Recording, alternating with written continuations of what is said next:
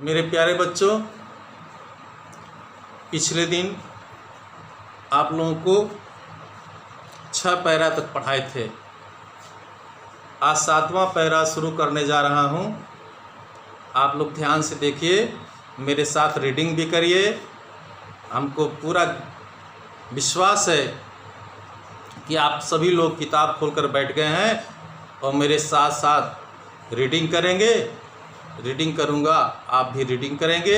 Difficult word देखेंगे, comment में difficult word लिखकर भेजेंगे, मैं उसका निराकरण करूँगा, अर्थ बताऊँगा।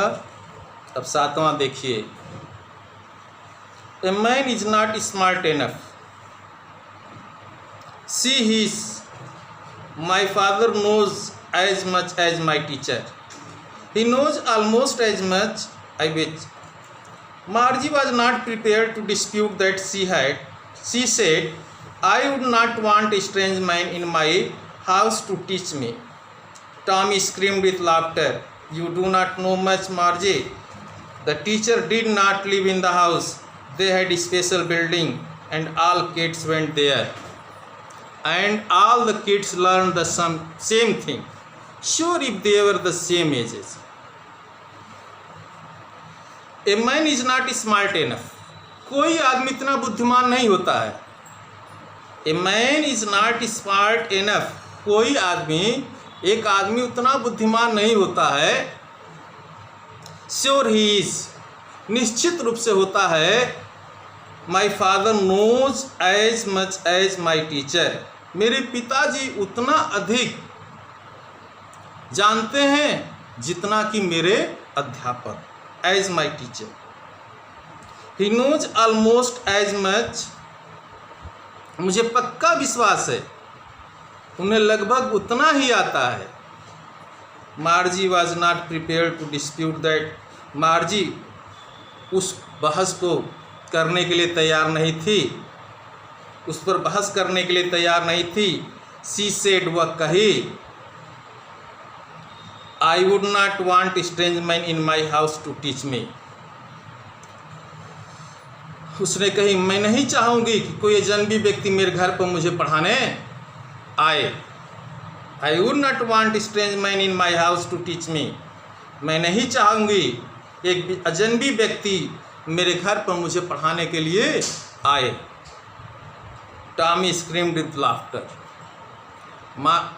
टॉमी हंसी के मारे चीख पड़ा। टॉमी चीख पड़ा। You do not know much मार्जी, मार्जी तुम ना अधिक नहीं जानती हो, तुम्हें नहीं पता है। The teachers did not live in house, अध्यापक घर में नहीं रहते, अध्यापक मकान में नहीं रहते हैं, घर में नहीं रहते हैं। They had special building, all kids went there, वे एक विशेष बिल्डिंग में रहते हैं, एक विशेष इमारत में रहते हैं, एक विशेष घर में रहते हैं। All the kids went there, और सभी बच्चे वहाँ जाते थे। And all the kids learn the same thing, और सारे बच्चे एक ही चीज़ पढ़ा करते थे। सेम थिंग, एक ही चीज़ पढ़ा करते थे। Sure if they were the same ages, अनिश्चित ही यदि वे एक ही उम्र के तो होते थे, वे सब एक ही उम्र के होते थे, सेम एज के होते थे। 8वां, but my mother says a teacher has to be adjusted to lift the mind of each boy and girl if teacher and the each kid has to be taught differently just the same they did not do it the way then if you do not like it if you don't have to read the book. I did not say I didn't like it, Margie said quickly. She wanted to read about those funny schools. They were not enough. They were not even half finished when Margie's mother called Margie's school. Margie looked up, not at Mama. Now, said Mrs. Jones, and it is probably time for Tommy too. Margie said to Tommy, can I read the book some more with you after school? But my mother says, परंतु मेरी माँ कहती है, a teacher has to be adjusted to fit the mind of each boy and girl. अध्यापक अपने पढ़ाने वाले हर लड़के और लड़की के मस्तिष्क के अनुसार सामंजस्य को बैठाता है। He teaches each kid has to be taught differently, और यह कि हर बच्चे को अलग प्रकार से पढ़ाना होता है। Just the same they did not do it, इसी प्रकार से वे इसे तब इस प्रकार नहीं किया करते थे। Just the same they did not do it that way then, इस प्रकार से वे इसे तब इस प्रकार नहीं किया करते थे। If do not like it, यदि तुम्हें पसंद नहीं है। You do not have to read the book, तो तुम्हें पुस्तक नहीं पढ़नी है। I did not say, मैं ये नहीं कहा I did not like it, कि मैं इसे पसंद नहीं किया। मार्जी said quickly, मार्जी तीव्रता से बोली। She wanted to read about those funny school, वह उन विचित्र विद्यालयों के विषय में पढ़ना चाहती थी, विद्यालय के विषय में पढ़ना चाहती थी। She wanted to read about those funny schools, वह विचित्र विद्यालयों के बारे में पढ़ना चाहती थी। They were not even half finished, उन्होंने आधी किताब भी समाप्त नहीं की थी। They were not even half finished, वे लोग आधी किताब भी समाप्त नहीं की थी। मार्जी मदर कॉल्ड, तभी मार्जी की माँ बोली, पुकारी, Margie school. Margie looked up, Margie ने ऊपर देखी। नॉट एट मम्मा, अभी नहीं माँ। Now said Mrs Jones, Mrs Jones कहती हैं अब। And it is probably time for Tommy too, और शायद टॉमी का भी समय हो गया है। Margie said to Tommy, Margie ने टॉमी से कही, can I read the book some more with you after school, क्या मैं स्कूल के बाद तुम्हारे साथ थोड़ी और किताब पढ़ सकती हूँ। Can I read the book some more with you after school, क्या मैं तुम्हारे साथ स्कूल के बाद कुछ अधिक पढ़ सकती हूँ। Maybe he said nonchalantly. He walked away, whistling dusty old book tucked beneath his arm. Margie went into the schoolroom. It was right next to her bedroom, and the mechanical teacher was on, waiting for her. It was always on the same time every day except Saturday and Sunday, because her mother said little girl learn better if they learned at regular hours. The screen was lit up and it said, today's arithmetic lesson is on the edition of the proper fraction. Please insert yesterday homework in the proper slot.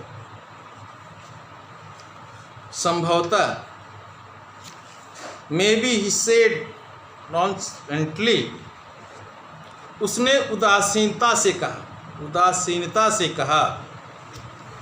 वह सीटी बजाते हुए अपनी बाँह से धूल भरी पुरानी पुस्तकों को दबाकर चला गया। He walked away whistling, सीटी बजाते हुए, dusty old book tucked beneath his arm, अपने बाहों में दबाते हुए धूल भरी पुरानी किताबों को लेकर चला गया। मार्जी went into the classroom, मार्जी classroom में गई। It was right next to her bedroom, उसके शयन कक्ष के ठीक बराबर में था, उसके शयन कक्ष के ठीक बराबर में था।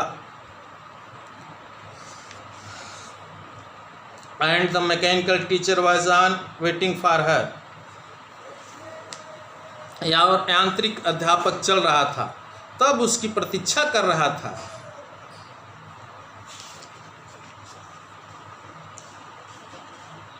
It was always on the same time every day except Sunday, Saturday and Sunday. शनिवार और रविवार के अतिरिक्त वह हमेशा प्रतिदिन इसी समय खुला रहता था। Because her mother said little girls learn better if they learn at regular hours, क्योंकि उसकी माताजी कहती थी कि लड़कियां यदि नियमित समय पर पढ़ें तो वह बेहतर सीख सकती हैं, अच्छा सीख सकती हैं। Screen was lit up, screen चमक रहा था। एंड इट सेड, और कहा, इसने कहा, today arithmetic lesson is on the addition of proper fraction. आज अंकगणित का पाठ उचित भिन्नों के जोड़ पर है। आज अंकगणित का पाठ उचित भिन्नों के जोड़ पर है। Please insert study homework in the proper slot. कृपया कल के गृह कार्य को उचित खांचे में डालें। स्लॉट माने खांचे। मार्जी डिडंट सो विथ ए साई। मार्जी ने ऐसा आह के साथ किया। शी वॉज थिंकिंग, वह सोच रही थी, अबाउट द ओल्ड स्कूल, पुराने स्कूलों के बारे में सोच रही थी। They had when her grandfather was little boy, जब उसके दादा के दादा बहुत छोटे बालक थे। All the kids from the whole neighbourhood came, सभी बच्चे पूरे पड़ोस के सारे बच्चे आया करते थे। Laughing and shouting in the school yard, विद्यालय प्रांगण में हंसते चिल्लाते थे। Sitting all together in the classroom, विद्यालय कक्ष में साथ साथ बैठते थे। Going home together at the end of the day, और दिन के अंत में साथ साथ घर चले जाते थे। They learn the same things, वे एक जैसी बातें सीखते थे। So they could help one another with the homework and talk about it, अब वे एक जैसी बातें सीखते थे, इसलिए वे गृह कार्य में एक दूसरे की मदद कर सकते थे और इसके विषय में बातें कर सकते थे। टॉक अबाउट इट, और इसके बारे में बात कर सकते थे। And the teacher were peoples, और अध्यापक व्यक्ति हुआ करते थे। अध्यापक व्यक्ति हुआ करते थे। Mechanical teacher was flashing on the screen, यांत्रिक अध्यापक स्क्रीन पर चमक रहे थे। When we ate fraction 1/2 and 1/4, जब हम भिन्न 1/2 और 1/4 पढ़ रहे थे। मार्जी was thinking about her how the kids I must love, मार्जी was thinking about how the kids must have loved it in the old days. मार्जी सोच रही थी कि पुराने दिनों में बच्चों को कैसे लगता होगा। She was thinking about the fun they had, सोच रही थी कि उन्हें कितना मज़ा आ रहा होगा। द फन दे हैड, उनके पास कितना आनंद था, फन था। अच्छा मेरे प्यारे बच्चों, आज पहला लेसन हैज़ बीन फिनिश्ड, और इसमें डिफ़िकल्ट माने अगले टर्म में, अगले पीरियड में लिखा दूंगा, सेम मीनिंग लिखा दूंगा।